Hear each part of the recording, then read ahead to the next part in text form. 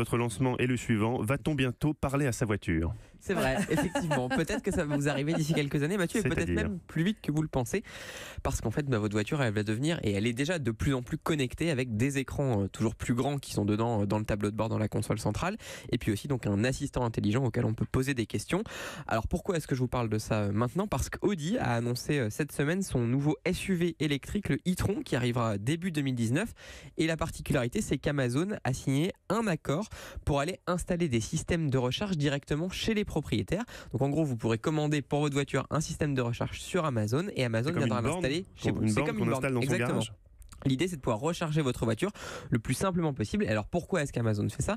Parce que un peu comme ces enceintes connectées auxquelles on parle, à Echo, là c'est un moyen de rentrer dans les foyers, dans les maisons des gens pour après installer son écosystème et donc que les gens utilisent les services d'Amazon. Oui, mais alors ça c'est pas très connecté.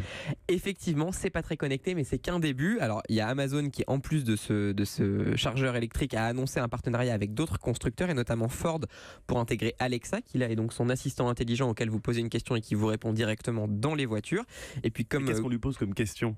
Et ben par exemple dans votre voiture en arrivant vous allez pouvoir dire Alexa ouvre le portail de chez moi si votre portail est connecté. Ah ouais. Ah ça c'est super. Et du coup quand vous allez arriver il va ouvrir le portail de chez vous. Même pour les trajets c'est hyper pratique. Et même pour les trajets. Alexa, comment aller à Europe 1. Ah oui, comment aller à Europe 1. Voilà, et donc comme j'espère que vous savez l'adresse quand même parce que depuis le temps enfin bon allez-y voir.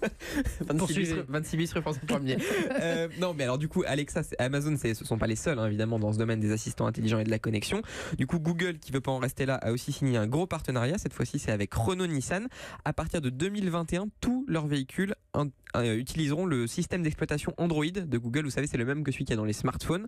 Alors évidemment, c'est une version adaptée aux voitures avec des grosses touches pour pas qu'on s'en mêle les pinceaux quand on conduit. Et surtout, ça veut dire que dans votre voiture, vous aurez encore une fois l'assistant intelligent de Google, Google Assistant, auquel vous pourrez aussi poser des questions. Et l'objectif de tous ces constructeurs... Ça va pas nous divertir pendant qu'on conduit, de poser des questions, de dialoguer avec quelqu'un comme dans K2000 ? Justement, l'avantage de poser une question, c'est que vous n'êtes pas obligé de regarder l'écran. Vous pouvez regarder la route et dire Google, ouvre le portail. Mais ça, Grégoire, ça pose un autre problème. Parce que quand on fait plein de choses, même en parlant, on peut avoir un œil sur la route. Notre esprit n'est pas bien concentré sur la route. Mais ça, il faut savoir faire deux choses en même temps. Vous parlez pas à votre passager en fait quand. Moi, je parle peu à mon passager et je lui dis que c'est pas pour me concentrer sur la route. Si tu parles trop à ton passager, c'est peut-être pas sympa, mais au moins vous arrivez en toute sécurité, Grégoire Martinez. Merci en tout cas pour ces infos futuristes.